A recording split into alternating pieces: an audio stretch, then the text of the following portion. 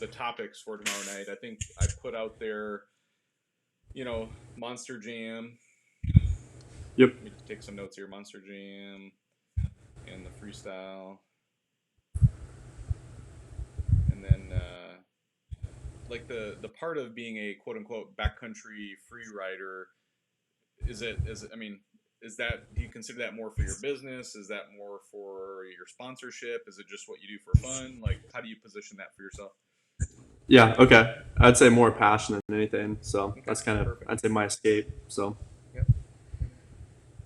And then the rental company, obviously, you guys are renting exclusively ride rail products, right? Like that's yep. exclusively what you're doing. And you have a fleet of bikes. That's last season was your first season doing that or no? Yep. Last season was our first season, and then this will be our second season. Um, the booking's live on our site now too, which is nice. So Okay. we can talk a little bit about that. How people can just go online to book it on the website, which will be awesome this year. Okay. Cool. A lot more organized, new bikes, new kits, so should Very be good. good. Very good. And then your business, is it Ride Finesse? Am I saying that right? Yep, correct. Right. Okay. And that's basically, and I know this stuff. I'm just trying to say it out loud so I can get it in my notes. Is it's a service shop, obviously, and then you run your rental business out of that same brand name, Yep, I'd like to say more of a, I'd say, performance shop, performance shop. Okay. slash service, parts, accessories, gear. But I try and stick on the more like performance side of things, Yeah, specialized work. makes Even sense. though we do get all the farm equipment and farm quads and all that stuff too, but Yeah. No, I hear you. I like to be more specialized. So Cool.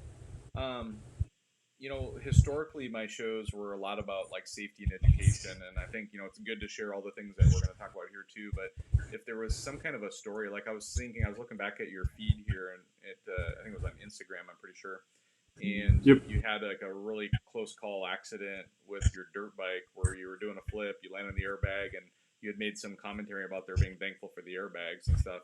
I mean, that's one right, story that kind of jumps out of my mind of like, hey, there's hazards to what I do in this freestyle world, and we take precautions, right? And here's what we do to make sure that we right, ride home, get to come home another day, type of thing. right, exactly.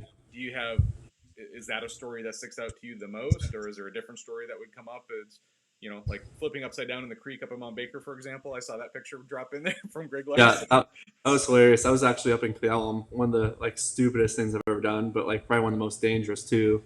Well, that might be a Just good because, story because I mean, here's the thing: right, is that's the kind of stuff that what I try to tell everybody is like we all go out there fairly prepared, but right, in an instant things can change, and I think that might be actually a pretty cool story to tell about what happened that day. yeah. I think that'd be a good one because like it was the stupidest thing ever, but like it was actually very serious at the same time. I'll kind of fill you in on it real fast. I mean, we were, 10 feet off the side of the trail. Uh, I told my buddies, hey, take a quick video. I'm gonna carve through this meadow real fast. I'm gonna do a reentry right here, and carve back away or whatever. And so I'm carving towards them, do a reentry, land, and the snow was so deep, like probably 4 feet deep. And we're right off the main trail in Cleellum, and I go to carve, and the creek's right there. And as I'm carving, the snow's obviously blower over my head. Uh, and so I couldn't see where I was going. It's all based off of instinct. I thought I had enough room, and my back end slipped off the bank, and so I fell backwards into the creek bed, Oh wow! which I was actually pinned under my sled on my back, fully submerged underwater. Holy crap! And luckily, I had good buddies there that ran over, hopped in the creek, got the sled off me, got me out of the creek. Um, Two buddies went instantly to, cutting up wood, starting a fire to dry me out. Luckily, we all had like survival blankets.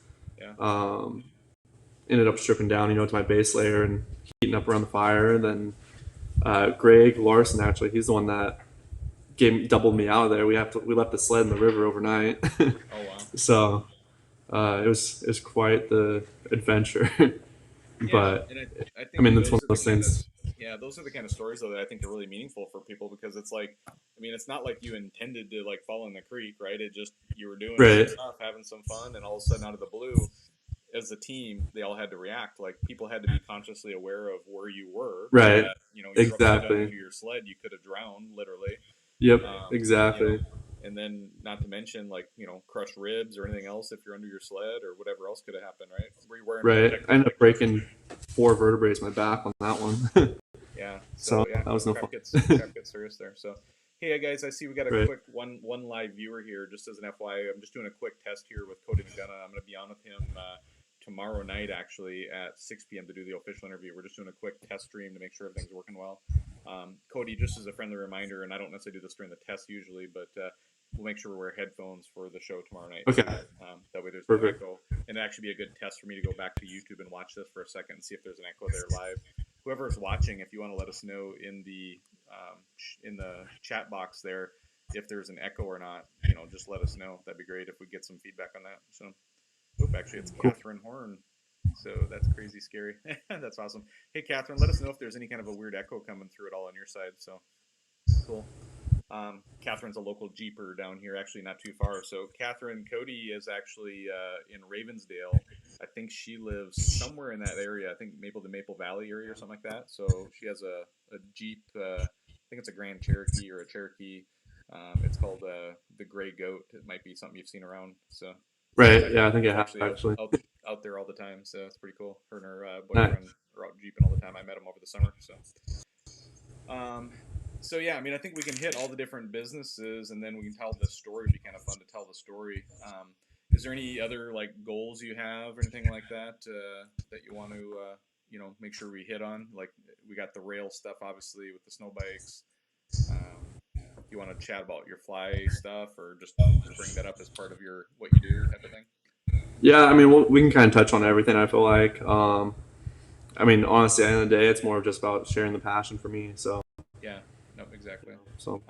But yeah, I mean, it's like if there's nothing wrong also if you want to share a little bit about your business and what you guys do there and kind of dive into that a little bit too. But yeah, I mean, to me, I want to highlight you because like with my new platform here, I want to kind of highlight the fact that it's it's Jeeps to point here. We got now Right. here or Bugs, who she goes by as her nickname. She's a Jeeper. She says Cody is louder than you and sounds like you're in the background. So yeah, and it might be just my audio levels here. I can bump up my audio level on my side.